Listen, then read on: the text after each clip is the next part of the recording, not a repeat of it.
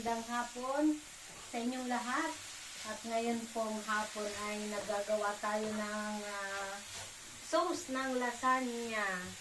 Naiibang klase po ng sauce ng lasagna. Magandang hapon. Ito ang inyong kamays.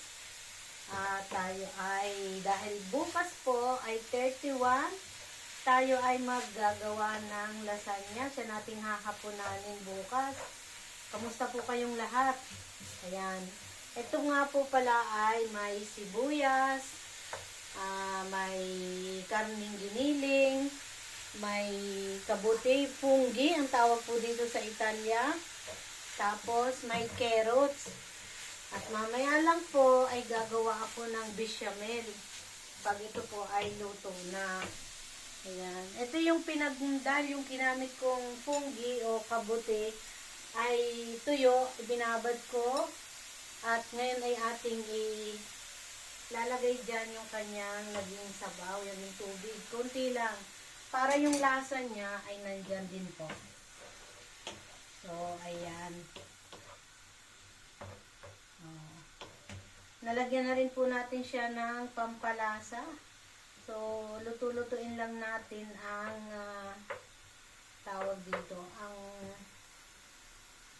kabuti. Kasi nga po siya ay tuyo. At kailangan na medyo luto-luto ang kabuti.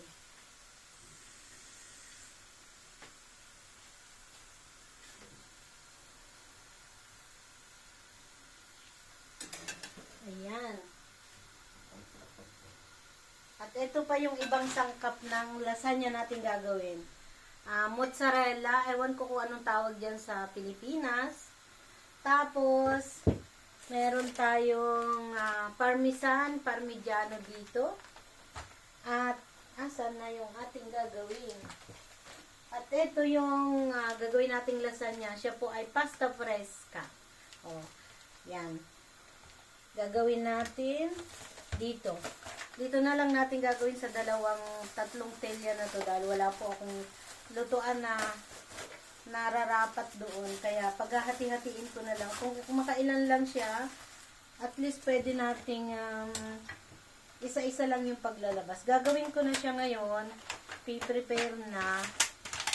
Para bukas, ilalagay na lang natin sa oven. Sa porno. Ayan. Ayan po. Itong tatlong ito ay siguro kasya na dito yung tatlo na yun. Ayan. Ito yung parmesan natin. At ito yung gagawin natin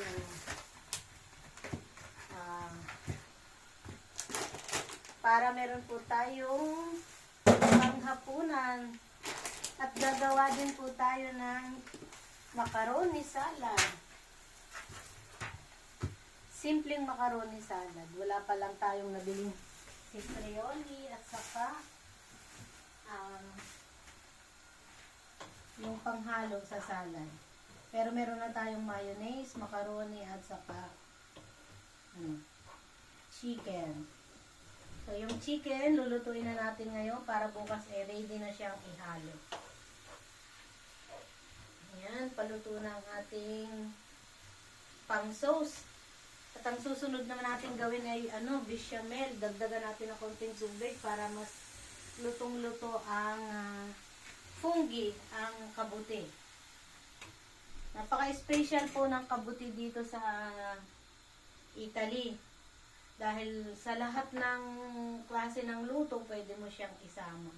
Sa pasta, sa lasagna, sa isda o sa karne, pwede mo siyang isama. At yan. Pero bago ito natin buksan, gagawa po tayo ng bechamel.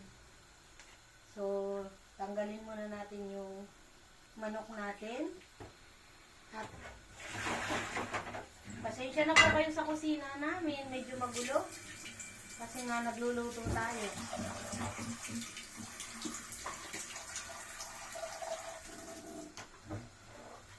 Ayan.